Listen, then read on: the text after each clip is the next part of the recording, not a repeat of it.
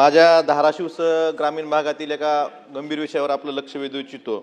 अध्यक्ष महोदय, कालच सन्माननीय मुख्यमंत्री महोदयांनी सांगितलं की आपलं राज्य हे एनर्जी सरप्लस राज्य आहे, म्हणजे आपल्या मागणीपेक्षा आपण ऊर्जा जास्त निर्मिती करतो। परंतु अध्यक्ष महोदय, माझ्या धाराशिवसह ग्रामीण भागात रोज संध्याकाळी 6 ते 10 हे गाव असेल, वाडी असेल, वस्ती असेल, इथं लोड शेडिंग सिंगल फेजची केली जाते। त्यामुळे आणि सकाळी 5 ते 9 मग एका बाजूला एनर्जी सरप्लस राज्य म्हणायचं आणि मग ग्रामीण भागात लोड शेडिंग, सर्वसामान्य माणसाला लोड शेडिंगचा सामना का करावा लागतोय? आणि अध्यक्ष महोदय, दुसरी 24 तासापैकी फक्त 3-4 तासच शेती पंपाला वीज मिळते, त्याही पुरेशा दाबाने वीज मिळत नाही। 5-5 मिनिटाला वीज पुरवठा खंडित होतो।